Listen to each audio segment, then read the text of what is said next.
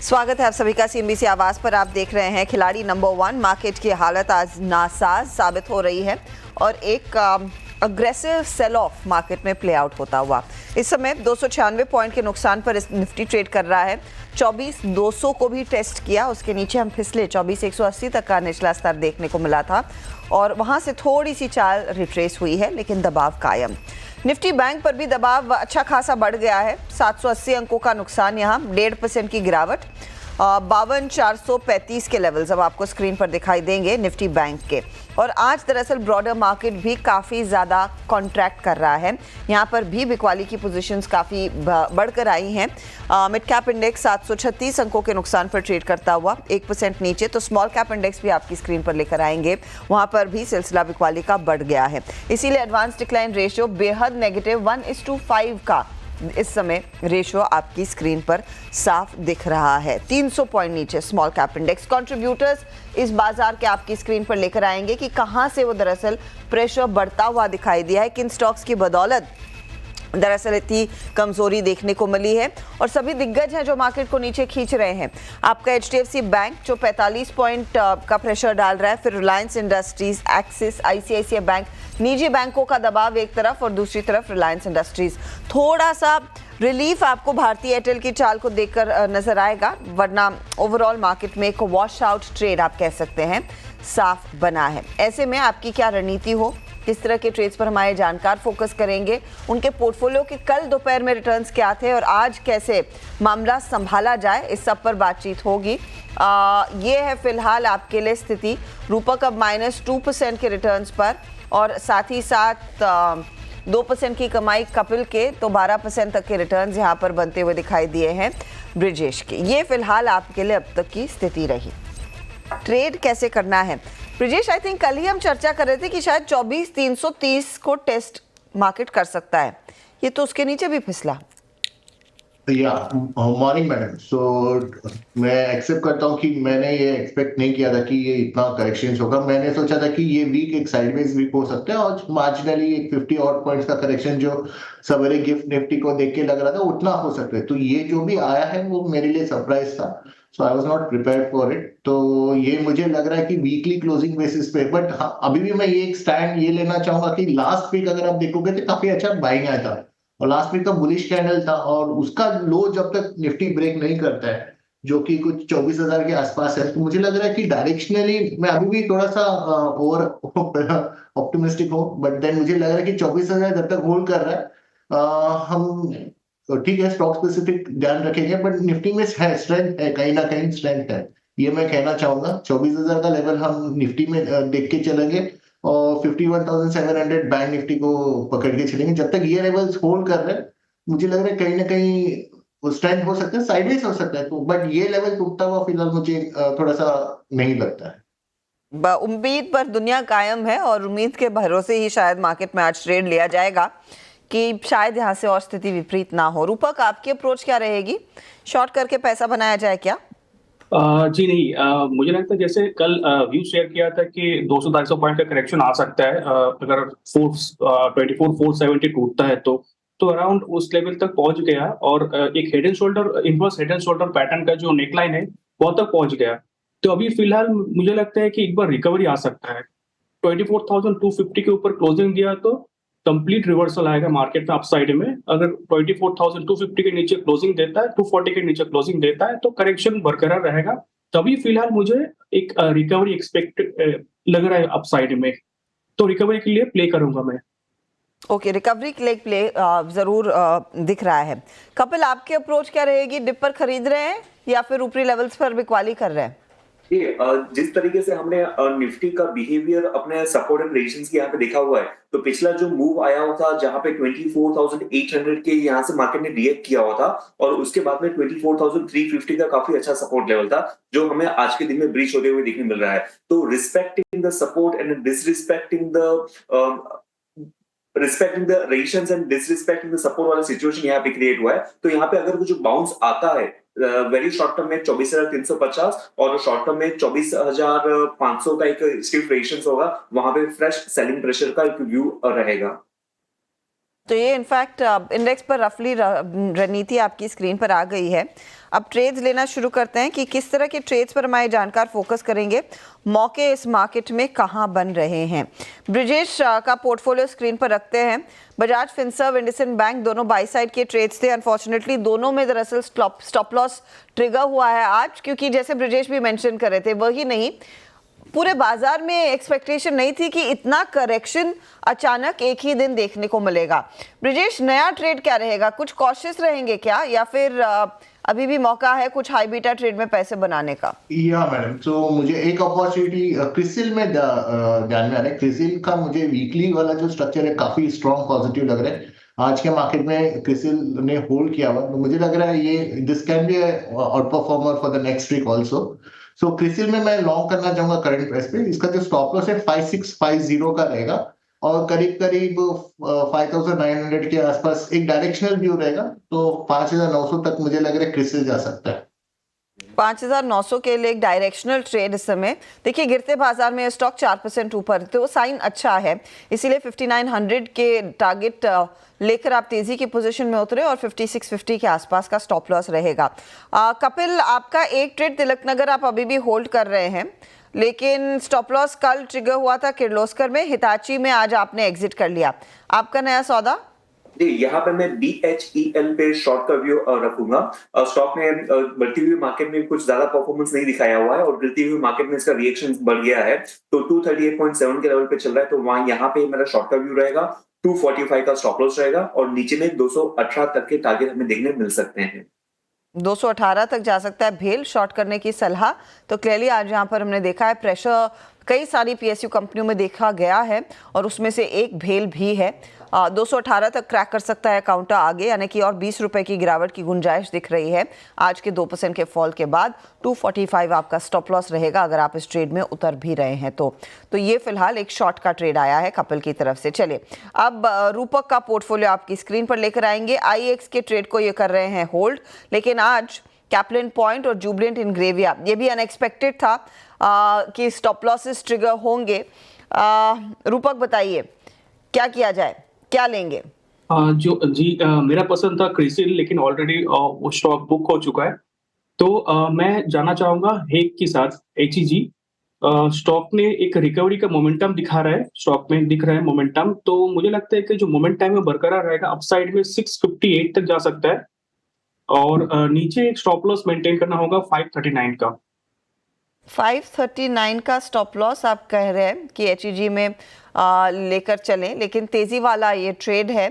630 तक के लेवल्स देखने को मिल सकते हैं, 658 आई बेग योर पार्डन के लेवल्स देखने को मिल सकते हैं HEG में तेजी वाला ट्रेड। तो ऐसे स्टॉक्स आइडेंटिफाई करें जो गिरते बाजार में दरअसल चल रहे हैं और वहां पर तेजी कर ली जाए।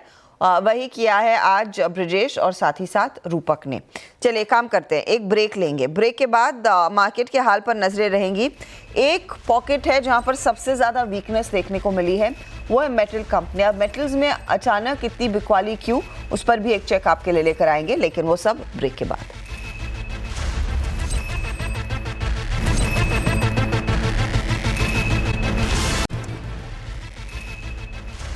आप देख रहे हैं खिलाड़ी नंबर 1 और मार्केट के एक्शन पर हमारी नजरें रहेंगी, जहां पर स्थिति आज बद से बदतर हो चली है। अब 300 पॉइंट के नुकसान पर आपको फिर निफ्टी दिखाई देगा। मिड कैप 750 पॉइंट नीचे है। एक बार सेक्टोरल सिचुएशन आपकी स्क्रीन पर रख देते हैं, वो पूरा सेक्टोरल ग्रिड आपको दिखेगा, तो उसमें साफ समझ में आएगा कि किस सेक्टर ने सबसे ज़्यादा दबाव डाला है मार्केट पर। उसमें आज ऑफकोर्स NBFCs और बैंक्स, यानी कि निफ्टी बैंक और PSU बैंक इंडेक्स में कमजोरी देखने को मिल ही रही है। आज टेक्नोलॉजी कंपनियों का भी साथ नहीं है और साथ ही साथ मेटल्स का भी साथ नहीं है। वो डेटा अब आपकी स्क्रीन पर आ चुका है। देखिए, मेटल इंडेक्स अब 250 पॉइंट नीचे, निफ्टी बैंक खुद 1.5% नीचे, IT में कमजोरी, ऑटो में कमजोरी, ये फिलहाल आपके लिए वो स्थिति बनती हुई दिखाई दी है।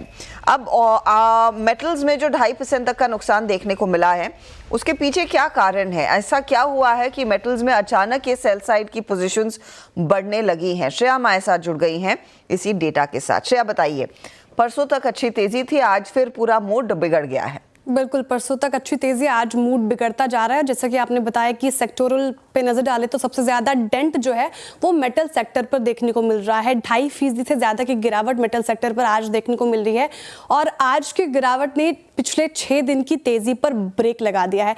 पिछले 2 वीक में मेटल सेक्टर दूसरी बार ये टूटता दिखा है और कुछ ऐसे काउंटर्स है इस पर्टिकुलर सेक्टर के जहां पर डेंट ज्यादा पड़ता दिखा है। सेल जैसा स्टॉक 5% से ज्यादा गिर चुका है। लेकिन सवाल आखिर ये कि मेटल सेक्टर पर दबाव आज दिख क्यों रहा है? देखिए, कई सारे फैक्टर्स हैं।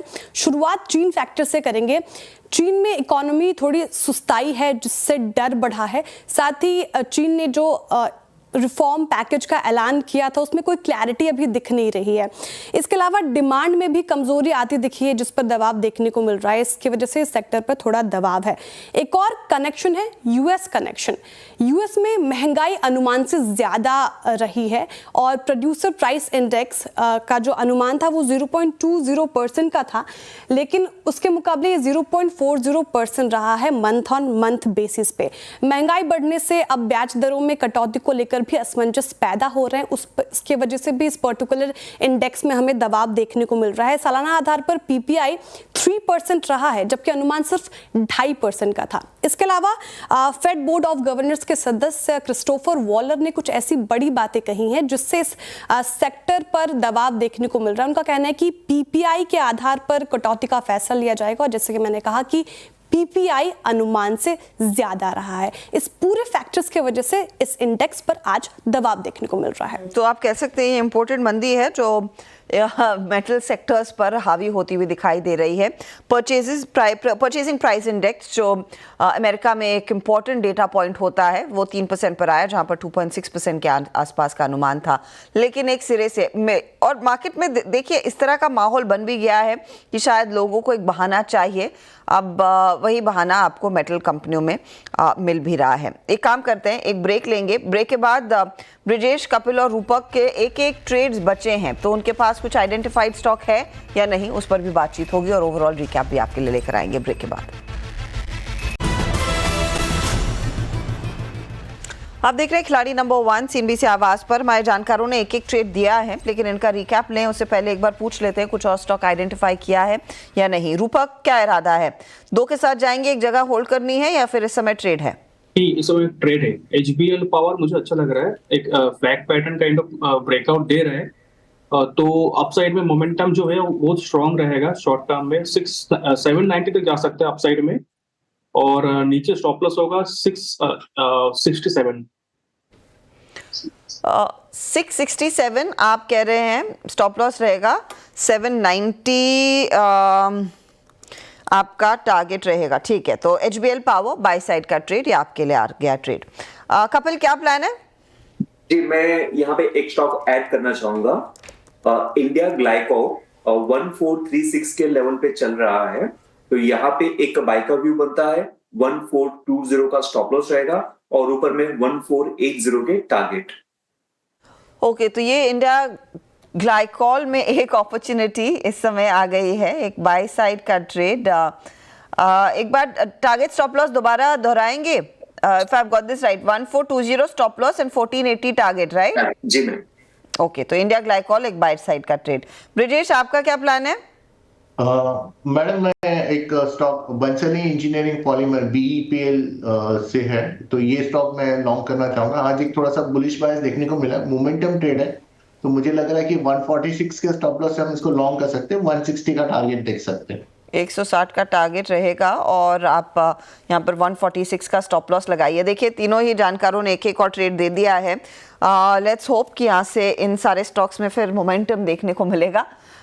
लेकर आइए एक एक करके सबका पोर्टफोलियो, क्या चेंजेस हुए हैं, किन नए ट्रेड्स पर फोकस कर रहे हैं, उसका एक अंदाजा आपके सामने आ जाएगा। IEX को कैरी किया रूपक ने, 216 टारगेट, 184 स्टॉप लॉस। HEG जोड़ा 658 का टारगेट है, 539 का स्टॉप लॉस। और HBL पावर सिस्टम 790 का टारगेट, 667 आपके लिए स्टॉप लॉस के तौर पर करेगा काम। IEX ड्रैग कर रहा है, हल्की हल्की बढ़त HBL और HEG में देखने को मिल रही है। ब्रिजेश के पोर्टफोलियो में क्रिसिल आया, 5900 टारगेट, 5650 का स्टॉप लॉस है। और बंसाली इंजीनियरिंग 160 टारगेट, 146 का आप स्टॉप लॉस लगाकर चलेंगे। यहाँ पर देखिएगा क्रिसिल और बंसाली दोनों में थोड़ा सा दबाव है। कपिल ने तिलक नगर कैरी किया था और भेल जोड़ा इन्होंने सेल साइड की तरफ 218 का टारगेट रहेगा, 245 का स्टॉप लॉस और इंडिया ग्लाइकोल फिर अभी ऐड किया है 1480 का टारगेट है, 1420 का स्टॉप लॉस। तो दो बाय और एक सेल का ट्रेड अब ये है फिलहाल आपके लिए स्थिति। ये ट्रेड्स आ गए, अब रिटर्न्स सबसे ज़्यादा किस में बन रहे हैं वो भी इंफॉर्मेशन आपके सामने आ जाएगी। इन तीनों स्टॉक्स में दबाव है, बस इंडिया ग्लाइकोल है जो थोड़ी सी अपनी चाल को बेहतर करने में लगा है। ओवरऑल रिटर्न्स की सिचुएशन कल और आज में काफ़ी शेकआउट हुआ है। 7% के रिटर्न्स अब रह गए हैं ब्रिजेश के आज के सेल ऑफ के बाद। वहीं रूपक -3% के रिटर्न्स पर और कपिल -0.34% के रिटर्न्स पर। टफ हफ्ता ज़रूर रहा है, लेकिन बहुत बहुत शुक्रिया हमारे लिए समय निकाल कर अपनी सभी ट्रेड्स को शेयर करने के लिए। आज ये है आपके लिए अपडेट। कोई भी चेंज होगा आगे पोर्टफोलियो में तो उसका एक इन्फॉर्मेशन हम 1 बजे के कार्यक्रम में ज़रूर लेकर आएंगे।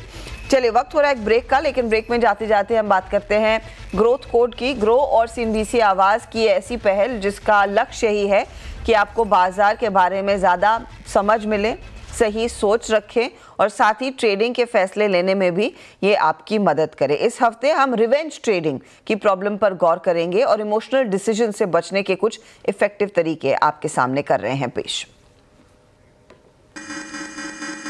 वो पल बेहद मुश्किल होते हैं जब कुछ ही सेकंड्स में मार्केट आपके खिलाफ मुड़ जाता है, घबराहट होने लगती है, स्टॉप लॉस ट्रिगर हो जाता है और आप पीछे हटने की बजाय खुद से कहते हैं मैं अभी सब कुछ वापस पा लूंगा। It's not just about the money. It's about your ego, your pride, and proving to yourself that you are not wrong. You're no longer trading a setup or a strategy. You're fighting the market as if it's a personal enemy. हर फैसला गुस्से और उतावलेपन से भरकर irrational हो जाता है और आप और ज्यादा नुकसान में चले जाते हैं। इसे कहते हैं रिवेंज ट्रेडिंग, एक इमोशनल रिएक्शन जिसमें ट्रेडर्स इंपल्सिव और हाई रिस्क ट्रेड्स लेकर लॉसेस की भरपाई करना चाहते हैं। दुर्भाग्य से ये आपका कैपिटल खत्म करने का सबसे तेज तरीका है। भारत में 80% इंट्राडे ट्रेडर्स जो लॉस में होते हैं वो अपने नुकसान को और बढ़ा लेते हैं। तो ऐसे में स्मार्ट मूव क्या है? थोड़ा रुकिए और सोचिए। लॉस के बाद स्क्रीन से दूर चले जाएं। अगर आपको रिवेंज ट्रेडिंग को रोकना है तो बहुत ही इंपॉर्टेंट है आप एक लिमिट सेट कर दीजिए कि मुझे अगर डेली का इतना नुकसान हो गया तो मैं ट्रेडिंग बंद कर दूंगा, या वीक में मुझे इतना नुकसान हुआ तो नेक्स्ट एक वीक तक मैं ट्रेड नहीं करूंगा। याद रखें, ट्रेडिंग एक मैराथन है, फर्राटेदार दौड़ नहीं।